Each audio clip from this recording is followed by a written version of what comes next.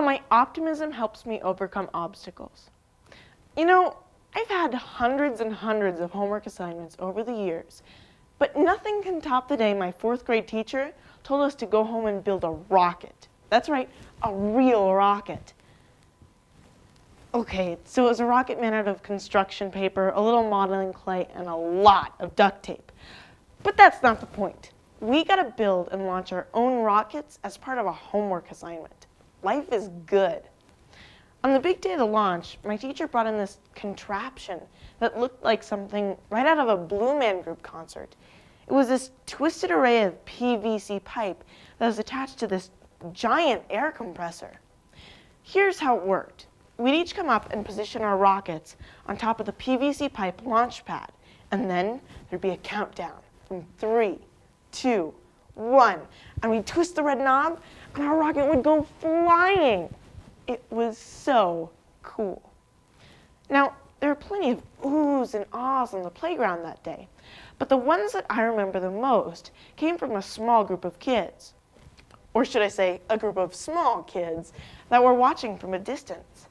I'd forgotten how excited these kindergartners could get about anything and everything, and eventually, the temptation was too great as they came running over to the launch pad. They all seemed to have questions. How did you do that? How far can the rocket go? May we try it? But there was one little boy who was more enthusiastic than all the rest. He made his way through the crowd. Move it, buddy, and landed at the launch pad. He said, I love rockets, and I make them with my dad, and you know what? Someday, I'm going to build a rocket that'll fly so far it gets to the sun. Yeah! All of a sudden, we burst out laughing. The kid was so cute. And then one of my friends yelled out, hey, you can't do that. If you launch a rocket that goes too close to the sun, it'll melt. The little kindergartner seemed frustrated. Oh, yeah?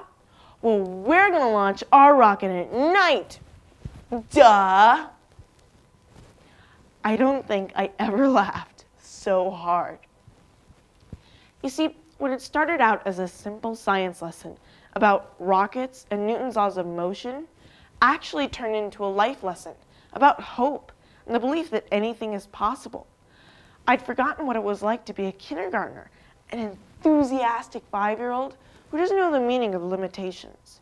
Through the eyes of a kindergartner, anything is possible. And that's a pretty important lesson, no matter how old you are.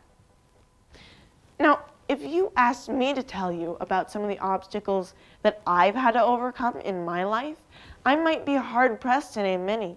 I've lived a pretty normal life up to this point. But as I thought about the question more and more, I came to the realization that one of my biggest obstacles is limiting myself to only what I think is possible, instead of looking at life through a kindergartner's eyes who believes that anything is possible. So here's what I've learned.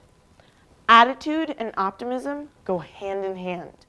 Most of us set our own obstacles by allowing others to tell us what they think is possible.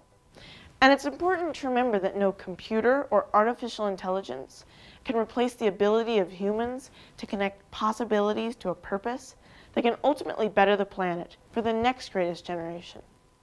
And speaking of the next greatest generation, Time magazine recently reported that 90% of kids today will have a job that is yet to exist. Now, if that's true, then how am I going to know what to study, what college to go to, or what skills to learn? Do you see how easy it is to get pulled into this kind of negative thinking? I'm not going to allow this to become my obstacle because I'm optimistic that my teachers are preparing me to be a critical thinker and a problem solver, and not just a test taker. And you'd think that little kindergartner who wanted to send his rocket to the sun is worried about all these job statistics? No way. He'll just fill out the job application at night. Duh. Thank you.